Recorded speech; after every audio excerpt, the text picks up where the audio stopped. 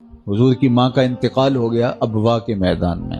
اپنے والد گرامی کی قبر پر حضور مدینہ المنورہ ماں کے ساتھ گئے تھے تو واپس آ رہے تھے، 6 سال کی عمر تھی۔ حضرت آمنہ سلام اللہ علیہا کو لگا کہ اب بس میرا آخری وقت آ گیا، بخار کی کیفیت ہے۔ تو ام ایمن سلام اللہ علیہا کو، جو حضرت برکہ کے نام سے بھی معروف ہے، ان سے کہا کہ میرے اس بیٹے کو بحفاظت امیر قریش عبد المطلب تک پہنچا دینا، اور پھر حضور علیہ السلام سے کچھ باتیں کرنا چاہی، لیکن ضبط کے بندھن ٹوٹ گئے، آنکھیں چھم چھم برسنے لگی۔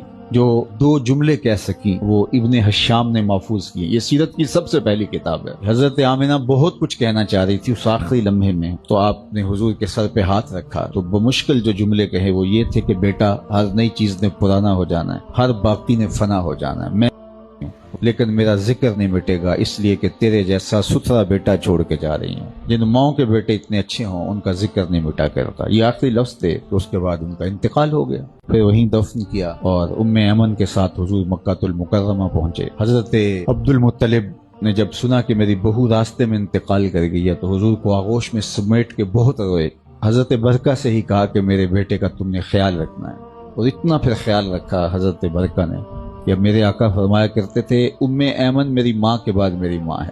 خیر 8 سال کی عمر میں حضرت عبد المطلب کا بھی انتقال ہو گیا۔ پھر حضور کے چچا نے حضور کی جو خدمت کی وہ ایک مثالی عنوان ہے۔ پھر مکے میں جو کچھ ہوا وہ تاریخ کے اوراق میں موجود ہے۔ مکے کی گلیوں میں لوگوں نے گڑھے کھودے، کانٹے بچھائے، طائف چلے گئے تو انہوں نے پتھر مارے، اذیتوں کے پہاڑ، آوازیں کسے گئے، اجریاں ڈالی گئیں۔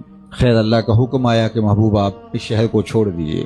اذیتیں بہت زیادہ پھیل گئی تھیں، تو حضور مدینہ المنورہ چلے گئے۔ وہاں جا کے حالات تبدیل ہو گئے۔ وہ وقت بیت گیا جب لوگ پتھر مارتے تھے، اب حضور نکلتے ہیں، لوگ پلکیں راہوں میں بچھاتے ہیں۔ ادب کی آیتیں اتر چکی ہیں، خبردار میرے نبی کی آواز سے آواز بھی اونچی نہ کرنا، عمل ضائع کر دوں گا، تمہیں خبر بھی نہیں ہونے دوں گا۔